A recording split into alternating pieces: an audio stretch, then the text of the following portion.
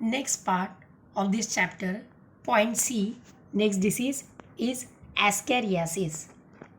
As the name itself explanatory, a disease which is causes by the ascaris, which is a roundworm that we can say as a kind of endoparasite worm, roundworm, or nematode, which belongs to class phylum Nematoda. Name of an organism, disease causing organism, is Ascaris lumbricoides. Signs and symptoms of ascariasis. First, the gastrointestinal discomfort. That means stomach discomfort. We can say gastrointestinal, that means which is present in the abdomen, that means in our stomach. So, vomiting and fever, which is common in ascariasis in severe conditions only. Presence of live worms in fecal matter. Mostly we found this in the kids' feces. Pulmonary disorders occurs in some patients. Pulmonary disorders, that means pulmonary means related to our lungs.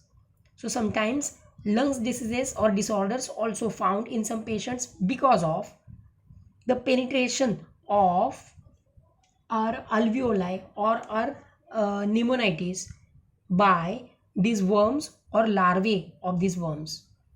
Loss of appetite, that means they are losing their appetite because they don't feel like to eat, and because of that also weight loss. And there is one more reason for weight loss, that is this organism which is present in our body, which is present in our stomach, which actually feeds on our food that we eat, that we digest, and he will get that completely digested pure form of food material, that are nutrients in pure form.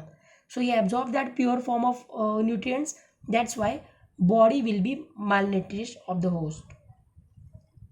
Eosinophilia, that is number of eosinophil which are increased. This is one of the sign of allergic condition, we can say. That means one of the sign which shows, that means there is an attack in our body or inside the from inside the body. Mode of transmission of ascariasis, ascaris, that is food and drink which is contaminated with the eggs of this worm, which is the main mode of transmission.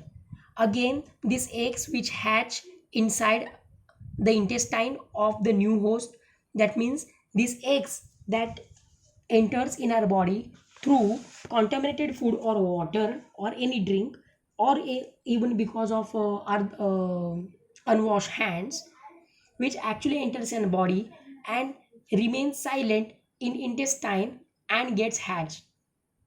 After the larvae coming out of that hatching, and then it reaches to the various organs of our body, and also in the of the digestive system, also in the respiratory system,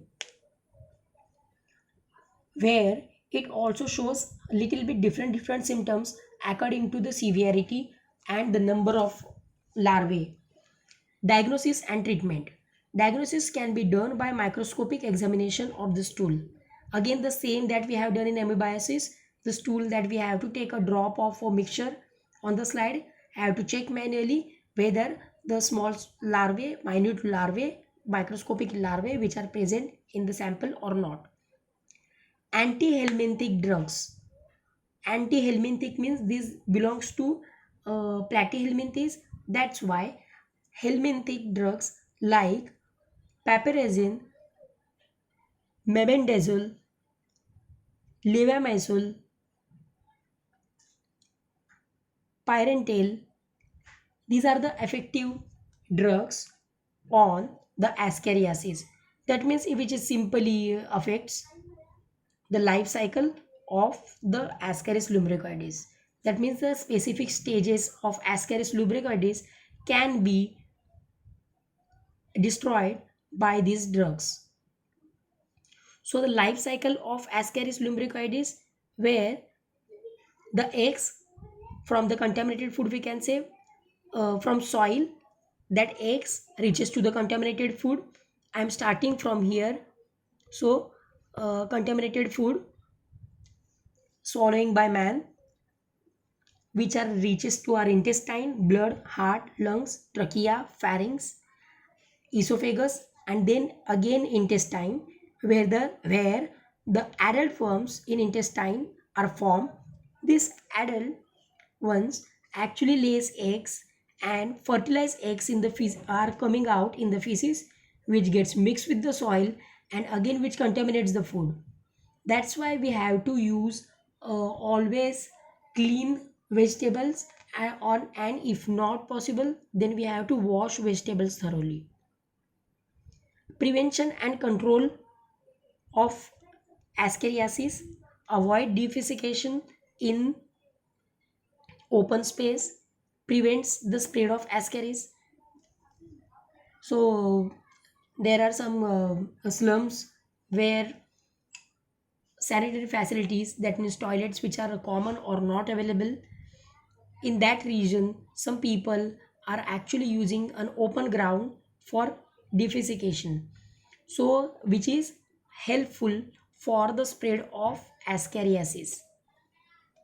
Personal hygienic habits like washing hand with water and soap after using toilets are also important. That is a personal hygiene. Washing vegetables thoroughly before cooking, that we have discussed. Avoiding the raw materials, raw vegetables is important for prevention of ascariasis.